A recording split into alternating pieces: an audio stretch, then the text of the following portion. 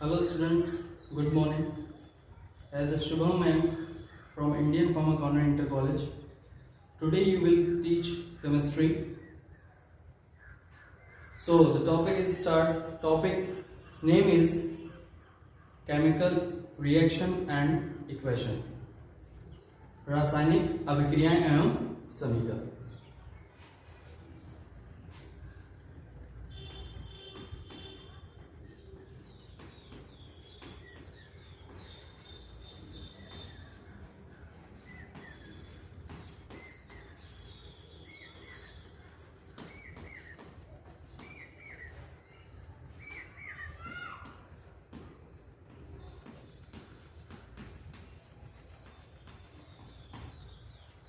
रासायनिक अभिक्रियाएं एवं समीकरण, ये 10th क्लास का फर्स्ट चैप्टर है, जिसमें हम स्टार्टिंग से आपको थोड़ा थोड़ा करके रोज रोज पढ़ाएंगे। इंग्लिश में इसको बोलते हैं chemical reaction and equation.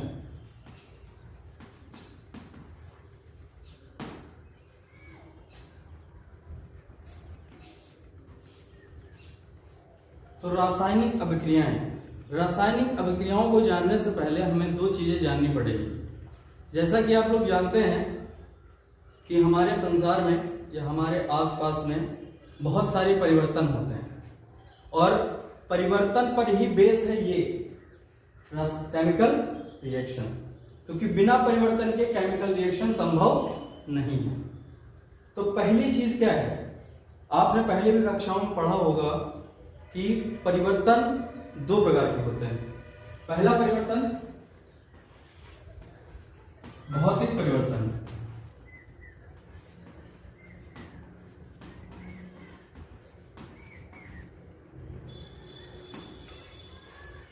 English में इसे क्या बोलते हैं, फिजिकल चेंज।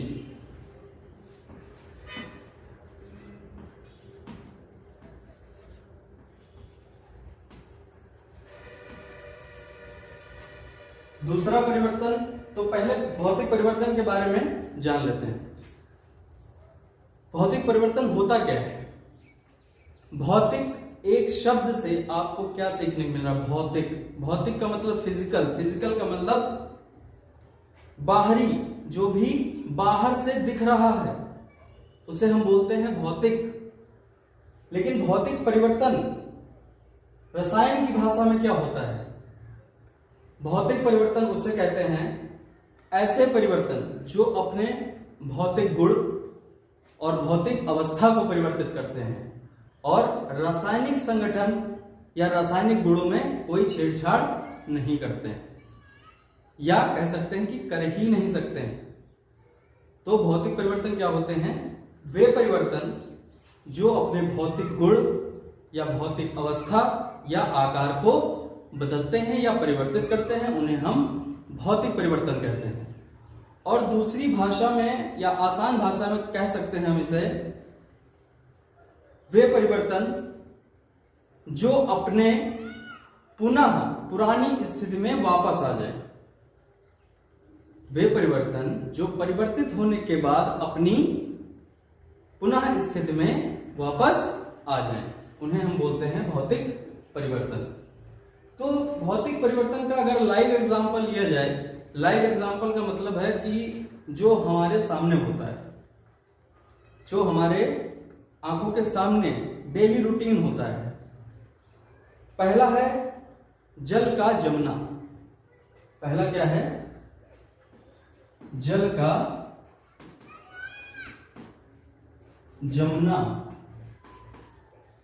दूसरा क्या है? पहला एग्जांपल हो गया जल का जमना। दूसरा एग्जांपल क्या होगा? इसी को हम उल्टा कर सकते हैं, दो एग्जांपल बन जाएंगे। बर्फ का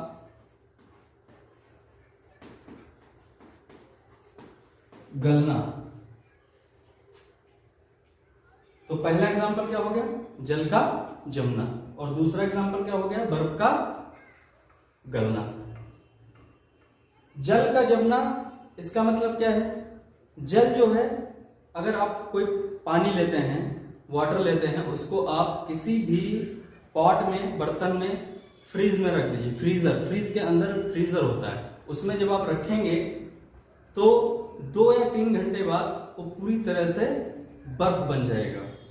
लेकिन क्या वो बर्फ फिर से पानी बनेगा? जी हाँ, बिल्कुल बनेगा, क्योंकि ये भौतिक परिवर्तन का एग्जाम्पल है। और भौतिक परिवर्तन में यही अभी मैंने बताया है कि वे परिवर्तन जो अपनी भौतिक अवस्था को बदलते हैं, ना कि रासायनिक अवस्था को, और अपनी पुरानी स्थिति में वापस आ सकते हैं, उन्हें हम बोलते हैं भौतिक परिवर्तन। तो जल का जमना, जल को हमने जमाया, बन गया बर्फ। बर्फ को हमने बाहर रख दिया रूम टेम्परेचर पर। रूम टेम्परेचर पर जब रखेंगे तो वो जब रूम टेम्परेचर के इक्वल आ जाएगा या इक्विलिब्रियम हो जाएगा उसका रूम टेम्परेचर के हिसाब से, तो वो फिर से पानी बन जाएगा। इसी तरह दूसरा एग्जांपल है बर्फ का गलना। बर्फ जमी हुई है, बर्फ जमी हुई है पहले, तो उसको हम फिर से उसी तरह रूम टेम्परेचर पर रखेंगे तो वो क्या हो जाएगा? गल जाएगा।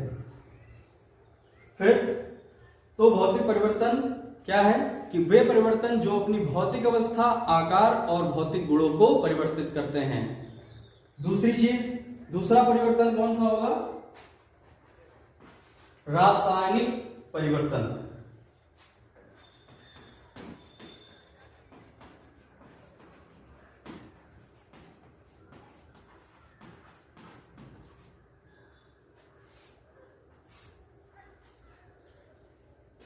इंग्लिश में इसे क्या बोलते हैं? इंग्लिश में बोलते हैं इसे केमिकल चेंज।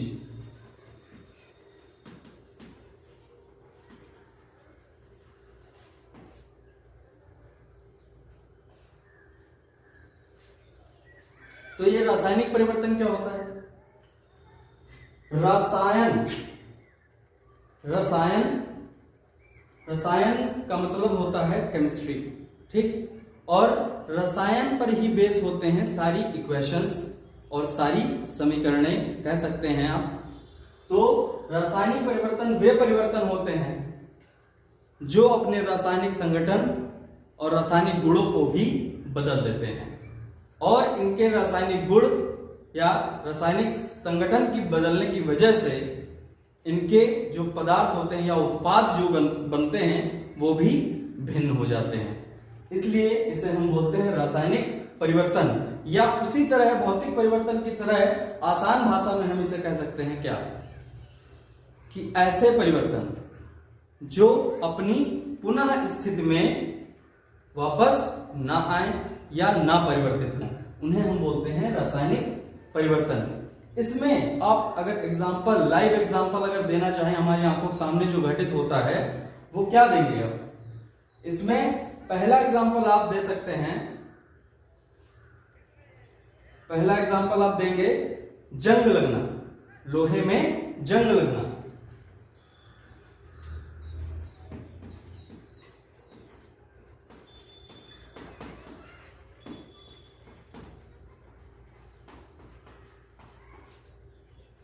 लोहे में जंग लगना, अब ये क्यों है केमिकल चेंज? क्योंकि लोहे में एक बार जंग लगने के बाद उसके बाद क्या होता है? लोहा उतना ही गायब हो जाता है जितने पार्ट पे जंग लगी हुई है। दूसरा एग्जांपल, दही का जमना।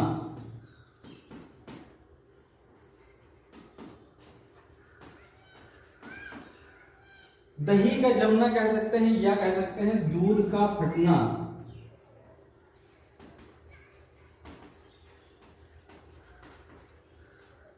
और तीसरा भी एग्जाम्पल इसका दे सकते हैं। 3 एग्जाम्पल तो हो ही गए हैं, इसी को पहले समझ लेते हैं। दही का जमना, अब दही बन गया तो उससे क्या दूध बन सकता है? या दूध फट गया तो उससे दूध फिर से तो बन नहीं सकता। इस वजह से इन्हें रखा गया है किसमें? रासायनिक परिवर्तन में। तीसरी चीज जो हम पढ़ेंगे तो ये केमिकल रिएक्शन यानी कि रासायनिक अभिक्रियाओं रासायनिक अभिक्रियाएं जो हैं उनमें ये दो चीजें बहुत जरूरी हैं, उनको पढ़ने के लिए ये दो चीजें बहुत जरूरी हैं, क्योंकि रासायनिक परिवर्तन की वजह से ही या भौतिक परिवर्तन की वजह से ही हम रासायनिक अभिक्रियाएं और रासायनिक समीकरण पढ़ रहे हैं। इनके बिना वो संभव नहीं है। तो तीसरी चीज क्या आती है, रासायनिक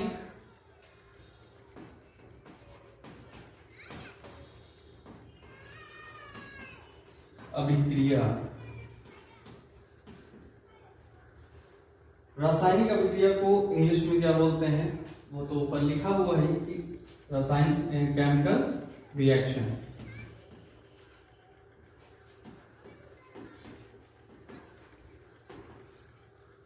अब केमिकल रिएक्शन होती क्या है, रासायनिक अभिक्रिया होती क्या है, जब एक या एक से अधिक पदार्थ परस्पर मिलकर एक नए पदार्थ का निर्माण करते हैं तो रासायनिक अभिक्रिया की उत्पत्ति होती है। फिर से सुने कि जब एक या एक से अधिक पदार्थ परस्पर मिलकर एक नए पदार्थ का निर्माण करते हैं तो रासायनिक अभिक्रिया की उत्पत्ति होती है।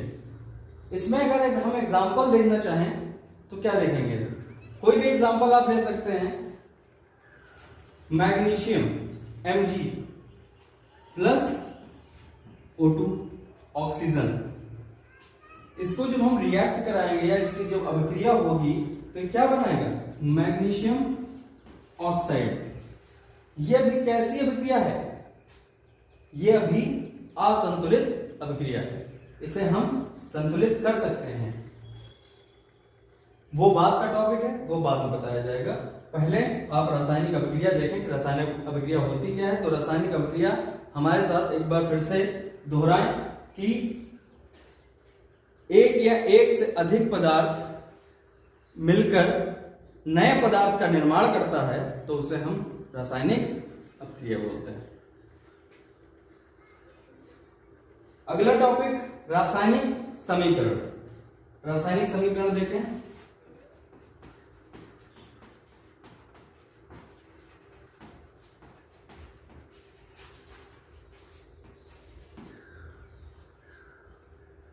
रासायनिक समीकरण, इसको इंग्लिश में बोलेंगे हम केमिकल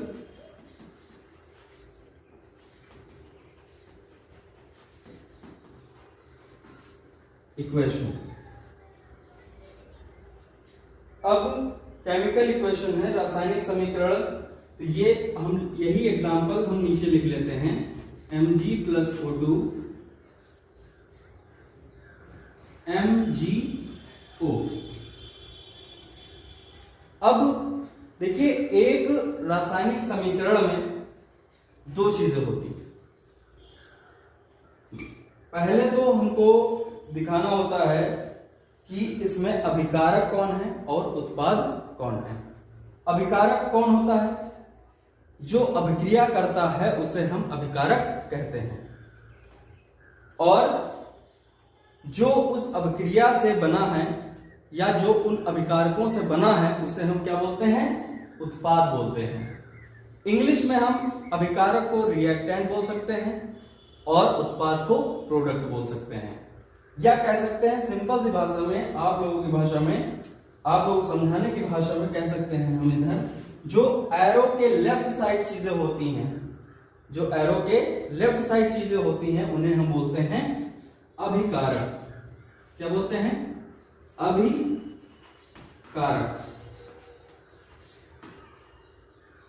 और जो एरो के राइट साइड चीजें होती हैं उन्हें हम क्या बोलते हैं, उत्पाद।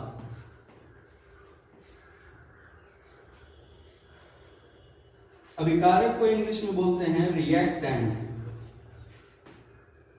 और उत्पाद को इंग्लिश में बोलते हैं प्रोडक्ट। तो ये होती है रासायनिक समीकरण। अभिकारक, अभी जैसे कि मैंने बताया कि अभिकारकों से ही उत्पाद बनता है। अगर अभिकारक नहीं है तो उत्पाद भी नहीं है। बाकी तो 3 टॉपिक आपने पढ़े आज। चैप्टर था आपका पहला रासायनिक समीकरण, रासायनिक अभिक्रियाएं एवं समीकरण। तो इसमें पहला टॉपिक था भौतिक परिवर्तन, जिसमें एग्जांपल दिया था हमने जल का जमना और बर्फ का गलना। दूसरा एग्जांपल था रासायनिक परिवर्तन, जिसमें एग्जांपल दिया था हमने लोहे में जंग लगना, दही का जमना या दूध का फटना। फिर तीसरी चीज थी रासायनिक अभिक्रिया। रासायनिक अभिक्रिया में एग्जांपल दिया था हमने magnesium plus oxygen released out gives out magnesium oxide. रासायनिक समीकरण में भी इसी का एग्जांपल दिया है और इसमें समझाया गया है कि इसे रासायनिक समीकरण को संबोधित कैसे करेंगे या पहचानेंगे कैसे। तो इसमें लेफ्ट साइड, एरो के लेफ्ट साइड जो चीजें होती हैं उन्हें हम अभिकारक बोलते हैं। और अभिकारक होते क्या हैं ये भी मैंने आपको बताया है कि वो जो अभिक्रिया करें उन्हें हम अभिकारक बोलते हैं, और जो जिन अभिक्रियाओं से या जिन अभिकारकों से पैदा हो उसे हम उत्पाद बोलते हैं।